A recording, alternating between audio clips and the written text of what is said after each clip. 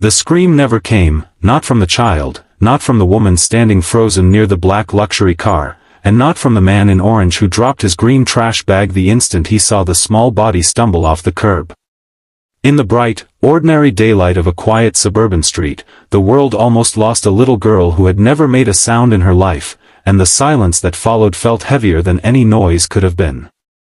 Her name was Aria Whitmore, the only daughter of a billionaire real estate magnate whose glass towers cut the skyline miles away. Aria had been born into wealth so immense that entire hospital wings bore her family name, yet she had entered the world without a voice.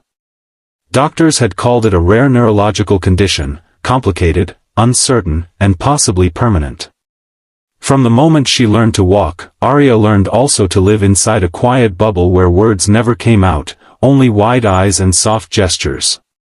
Her mother, Celeste Whitmore, dressed impeccably even for school drop-offs, carried that silence like a visible crack through her polished life. No matter how many specialists she hired or therapies she tried, nothing filled the absence.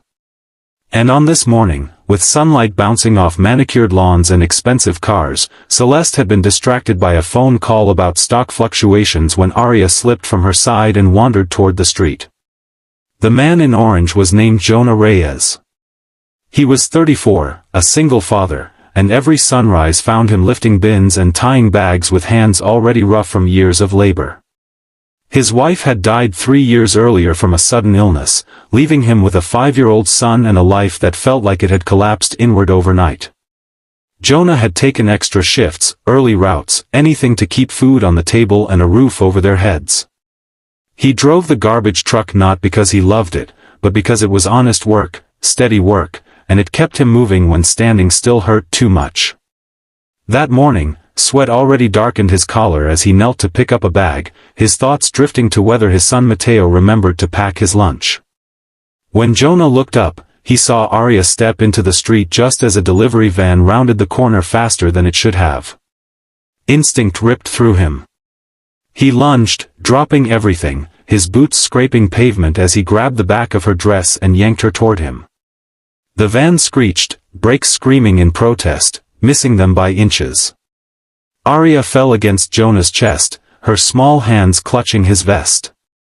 She did not cry. She did not scream. She only stared up at him, eyes wide, chest rising fast, as if trying to understand how close the world had come to ending. Celeste's phone hit the grass. She ran, heels sinking into the lawn, her heart pounding louder than any sound her daughter could not make.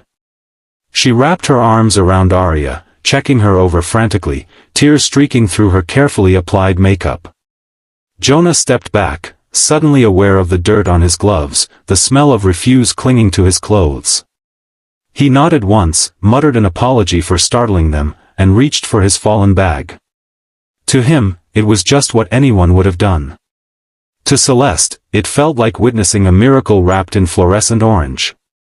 If you are watching Kind Soul Narratives right now and you believe in hope, compassion, and second chances, this is the moment to like, comment, share, and subscribe, because sometimes the smallest acts of humanity change everything.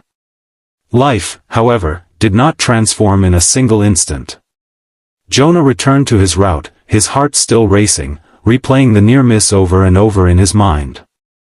That night, he hugged Matteo longer than usual, breathing in the scent of soap and crayons, silently promising to always be there. Celeste, on the other hand, could not sleep. The image of that garbage man diving without hesitation haunted her in a way that board meetings never had.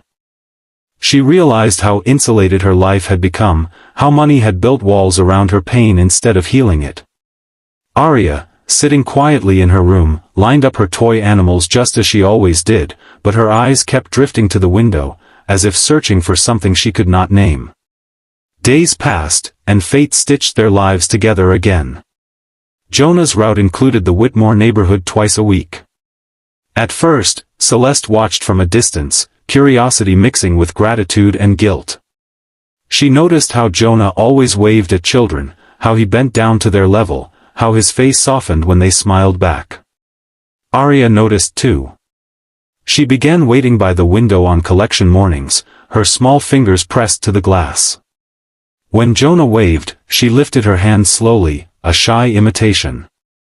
Something inside her stirred, unfamiliar and warm. Jonah never asked questions. He never tried to fill the silence with awkward chatter.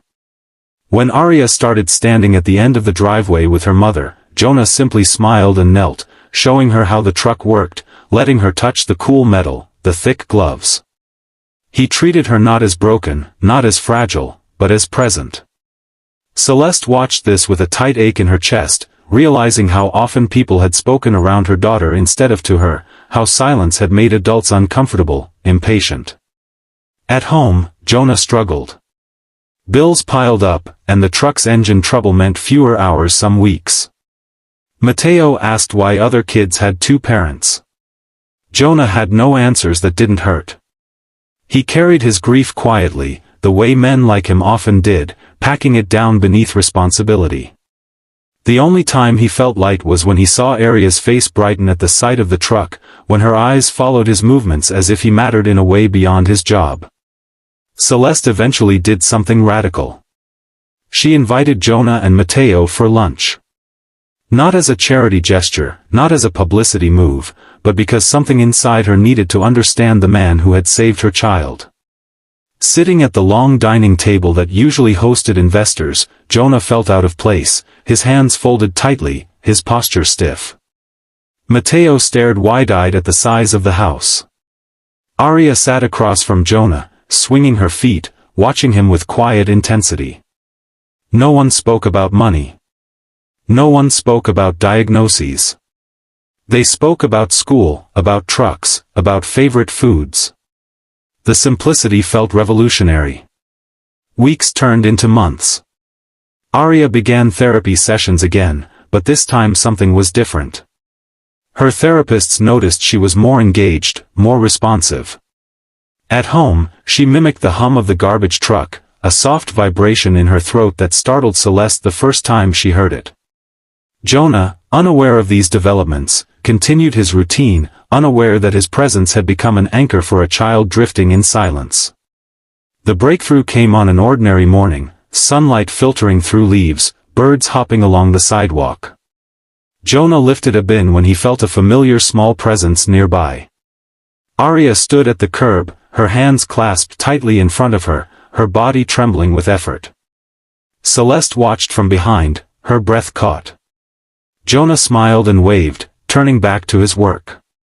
Then it happened. A sound, fragile and cracked, pushed its way into the air. It was not a word, not yet, but it was unmistakably a voice. The world seemed to stop. Jonah turned slowly, his eyes widening. Arya's face contorted with effort and fear, then broke into a grin so bright it seemed to light the street. Tears streamed down Celeste's face as she dropped to her knees, her hands covering her mouth to keep from sobbing too loudly, as if afraid sound itself might scare the miracle away. Jonah knelt, his own eyes burning, his chest tight with an emotion he could barely name. He did not reach for Arya. He did not speak.